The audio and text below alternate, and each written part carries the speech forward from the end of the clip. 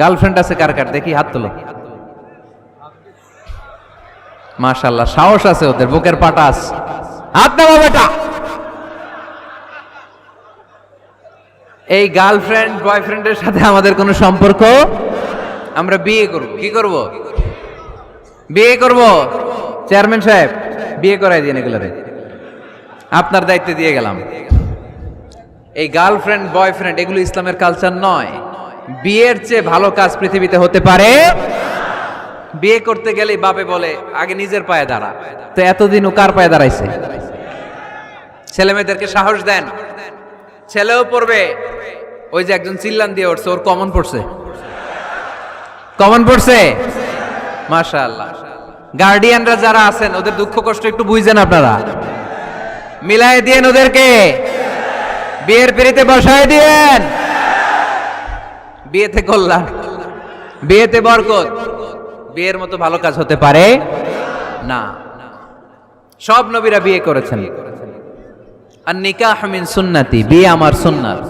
ফামান রাগিবা আন সুন্নতি ফালাইসা মিন্নি, যে আমার সুন্নতকে ভালোবাসে না সে আমার উম্মত হতে পারে না। বিয়েটাকে সহজ করে দেন। যেই সমাজে বিয়ে সহজ ওই সমাজে জিনা কঠিন, তাই না? যেই সমাজে জিনা সহজ ওই সমাজে বিয়ে কঠিন। আমাদের সমাজে জিনা করা সহজ, বিয়ে করতে লাগে 10 লাখ, জিনা করতে লাগে 1000, ঠিক কি না? 10 লাখ টাকা ছাড়া বিয়ে করা যায় না। এটা লাগবে, ওইটা লাগবে, এই দাও, ওই দাও, মোহর দাও, বিশাল অঙ্কের মোহর। 10 লক্ষ টাকা ধার্য না করলে মেয়ে দিবে না, এরকম আছে না নাই? না, এগুলো আসলে ইসলামিক কালচার না। ছেলের বাবা মেয়ের বাবা উভয়কে আমি বলি বিয়েটা সহজ করে দেন, সহজ করে দেন।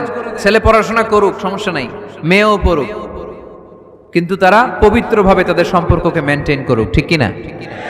তাদের এই যৌবনের তাড়নায় যে পাপের সাথে জড়াবে তার পার্সেন্টেজ গুণা বাবা হিসেবে আপনার কাঁধেও আছে না নাই? এজন্য বাবারা সাবধান, মায়েরা সাবধান, বিয়েটাকে সহজ করেন।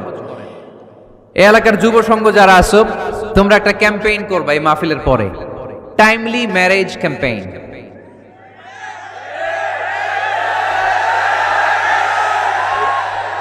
Timely marriage campaign. সময় মতো বিয়ে দিতে হবে, দেরি করা যাবে। বাপ মা বুঝে না, একজনকে হুজুর আব্বাই বুঝে না। গার্ডিয়ান যারা আছেন একটু সদয় হন। ওরা যে পাপের সাথে, পাপের রাস্তা যে ওরা চিনে যাচ্ছে, পাপের পথে যে জড়িয়ে যাচ্ছে, আল্লাহর সুপ্রিম কোর্টের কাঠগড়ায় আসামি করে আল্লাহ সেদিন আপনারে দাঁড় করাবে।